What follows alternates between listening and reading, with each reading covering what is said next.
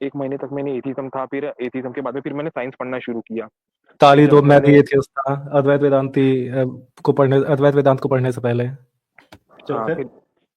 फिर जब मैंने साइंस को थोड़ा पढ़ना शुरू किया, तो मैंने स्टीफन हॉकिंग को पढ़ा, स्टीफन हॉकिंग की book the brief history of time. तो जैसे मैंने उनका नोटेशन पढ़ना शुरू किया, वो मतलब as a journalist Stephen Hawking को बोला जाता है कि वो एथिस्ट थे, पर according to my point of view जब मैंने उनकी बुक पढ़ा तो मैं ये कंक्लूजन पे आया कि वो हम्म, एथिस्ट नहीं थे। इन सम व्हाट वो गॉड में बिलीव करते थे, पर उनके पास में जो गॉड की डेफिनेशन थी वो थी अब्राहमिक हम्म, गॉड की डेफिनेशन।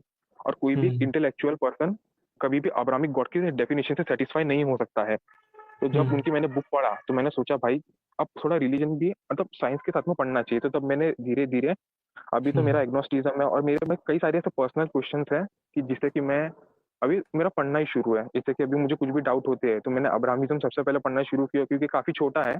और जैसे मैंने हम्म, क्रिश्चियनिटी पढ़ लिया और इस्लाम भी थोड़ा बहुत नॉलेज है मुझे।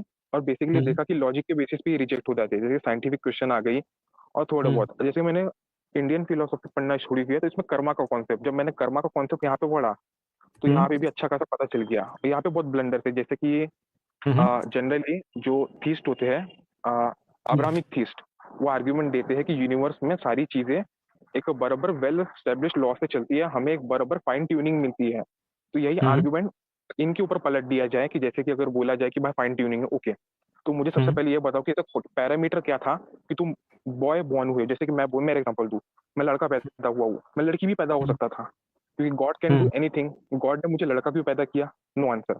हम्म, गॉड ने जो लड़कियां हैं उनको लड़कियों क्यों पैदा किया? No answer. गॉड ने मुझे इंडियन फैमिली में क्यों बॉर्न किया? No answer. दरअसल मेल और फीमेल के पास 23 क्रोमोसोम्स होते हैं, यानी टोटल 46 क्रोमोसोम्स या 23 पेयर्स ऑफ क्रोमोसोम्स। इसमें से 22 पेयर को नंबर्ड क्रोमोसोम्स या ऑटोसोम्स कहते हैं। ऑटोसोम्स का काम होता है पेरेंट्स से बच्चों तक जीन्स को कैरी करना, यानी जीन्स बच्चों को पेरेंट्स के फीचर देते हैं।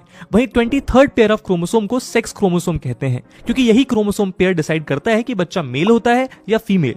फीमेल के द्वारा प्रोड्यूस किए जाने वाले एग में सिर्फ एक्स क्रोमोसोम ही प्रेजेंट होते हैं, जबकि मेल के द्वारा प्रोड्यूस किए जाने वाले स्पर्म में एक्स या वाई क्रोमोसोम हो सकता है। अगर फीमेल एग के एक्स क्रोमोसोम के साथ मेल स्पर्म का एक्स क्रोमोसोम फ्यूज होता है तो एक गर्ल चाइल्ड पैदा होगी। वहीं अगर फीमेल एग के एक्स क्रोमोसोम के साथ मेल स्पर्म का वाई क्रोमोसोम फ्यूज होता है तो एक मेल चाइल्ड पैदा होगा। गॉड ने किसी को हम्म, क्रिश्चियन क्यों बनाया? No answer. गॉड ने मुझे इंडिया हम्म, में क्यों भेजा? No answer.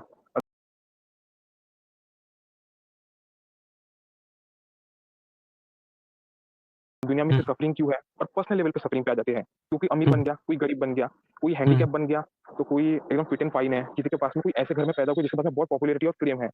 तो हम्म। ऐसे कई सारे बेसिक्स क्वेश्चन है जिसका आंसर अब्राहमिज्म में बिल्कुल नहीं है। और सेकंड चीज आ रही थी साइंटिफिक